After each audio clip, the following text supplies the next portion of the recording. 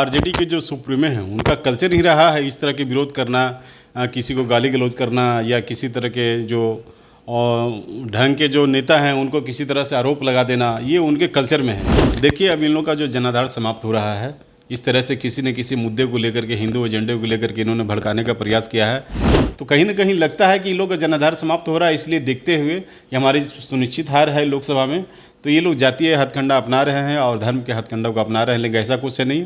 नमस्कार, मेरा नाम प्रिंस मिश्रा है और अभी आप एक न्यूज़ 24 देख रहे हैं। अभी हम लोग जो है हमके प्रदेश कार्यालय में उपस्थित हैं। हमारे साथ बातचीत करने के लिए रविंद्र शास्त्री हैं जो कि युवा प्रदेश अध्यक्ष हैं। मैं उनसे बात करूंगा। सर, राजद के डेहरी के विधायक हैं फतेह बहादुर सिंह, उनके द्वारा जो है दुर्गा माँ को लेकर के जो है विवादित बयान दिया गया। क्या लग रहा है कि लगातार जो है आरजेडी के माध्यम से या जदयू के माध्यम से लगातार जो है हिंदू विरोधी भाषा का प्रयोग किया जा रहा है, उनके धार्मिक ग्रंथों पे या उनके क्या कहते हैं धर्म को लेकर के जो है टिप्पणी, बार बार गलत टिप्पणी किया जा रहा है, तो क्या लग रहा है आपको? देखिए, आरजेडी के जो विधायक हैं या आरजेडी के जो सुप्रीमो हैं उनका कल्चर ही रहा है इस तरह के विरोध करना, किसी को गाली गलौज करना या किसी तरह के जो ढंग के जो नेता हैं उनको किसी तरह से आरोप लगा देना, ये उनके कल्चर में है। इसलिए राजद के विधायक कोई पहली बार नहीं है कि इस तरह का वो बयान दिए हैं।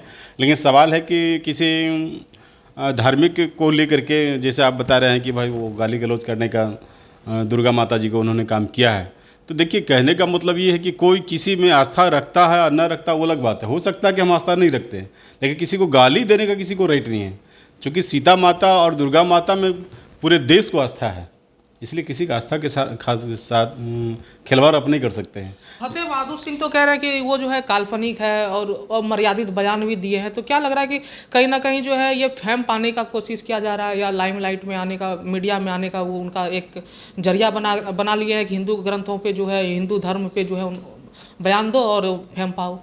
देखिए, एक तरह से समझ लीजिए कि सस्ती लोकप्रियता पाने का एक माध्यम है इस तरह का कि भाई क्या है नहीं, सच्चाई क्या है नहीं, ये लोग भी जान रहे हैं। हो सकता है कि आप आस्था नहीं रखते हों, हम आस्था रखते हैं, या हम हो सकता है कि हम आस्था नहीं रखते, आप रखते हैं, लेकिन किसी को प्रतिबंधित शब्द का प्रयोग करने का अधिकार किसी को नहीं है। किसी देवी देवता के बारे में आस्था रखना न रखना अलग बात है। हो सकता है कि हम आस्था नहीं रखते, इसका मतलब ये नहीं कि किसी को गाली दे, किसी को मतलब प्रतिबंधित शब्द का प्रयोग करे। इस तरह का राजद जो कार्यकर्ता है उनमें इस तरह का है। कहिए कि सच वैधानिक पद पे हैं, वो डेहरी के विधायक हैं, तो क्या लग रहा है इस तरीके का बयान सिर्फ हिंदू धर्म के क्या कहते हैं प्रोपेगेंडा को लेकर के किया जा रहा है? तो कहीं ना कहीं सिर्फ हिंदू ही क्यों टारगेट किया जा रहा है, हिंदू धर्म ही टारगेट क्यों किया जा रहा है? उसके अलावा क्या कहते हैं बहुत सारे धर्म हैं, उन पर क्यों टिप्पणी उन लोगों का नहीं आता, सिर्फ हिंदू धर्म क्यों याद आ रहा है? देखिए, अब इन लोगों का जो जनाधार समाप्त हो रहा है, इस तरह से किसी न किसी मुद्दे को लेकर के, हिंदू एजेंडे को लेकर के इन्होंने भड़काने का प्रयास किया है कि हिंदू मुस्लिम हो ताकि हम लोग को लाभ मिले, मुस्लिम हमको वोट मिले, लेकिन ऐसा कहीं कुछ है नहीं। सब लोग को एक ही उद्देश्य है कि जो हिंदुस्तान में आदरणीय नरेंद्र मोदी जी की सरकार चल रही है वो बढ़िया चल रही है और आगे निश्चित रूप से 100% सरकार बनेगी।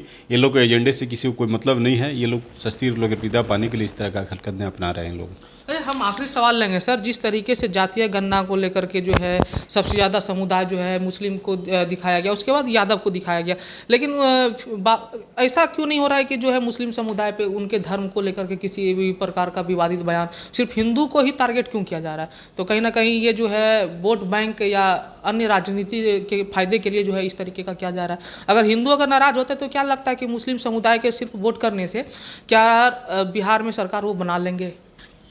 देखिए, एक चीज़ समझ लीजिए, किसी को जातीय जनगणना हुआ है तो उसमें सब लोग को लग रहा है कि जो मेरा जनाधार है बिहार में, नीतीश कुमार जनाधार के ओपिनियन दिए हैं कि भाई इतने इतने लोग हैं, करवाए हैं जातीय जनगणना, तो सबको उम्मीद है कि हमको कहीं ना कहीं राजनीतिक लाभ मिले, हर एक चीज़ हर एक क्षेत्र में लाभ मिले। तो उसके लिए जनता तत्पर है कि हम लोग को इतना परसेंटेज, इतना हमको अधिकार मिलना चाहिए, हर चीज़ में मिलना चाहिए, हर एक क्षेत्र में मिलना चाहिए। लेकिन ये लोग का जो रवैया है हिंदू मुस्लिम का, तो कहीं ना कहीं लगता है कि ये लोग का जनाधार समाप्त हो रहा है, इसलिए देखते हुए कि हमारी सुनिश्चित हार है लोकसभा में, तो ये लोग जातीय हथकंडा अपना रहे हैं और धर्म के हथकंडा को अपना रहे हैं, लेकिन ऐसा कुछ से नहीं, ये लोग का पतन होना तय है। ये थे हमारे साथ युवा प्रदेश अध्यक्ष रविंद्र शास्त्री, जिनको आप सुन रहे थे। ऐसे ही तमाम खबरों के लिए हमारे साथ बने रहिए और देखते रहिए न्यूज़ 24 प्रिंस मिश्रा, पटना। धन्यवाद।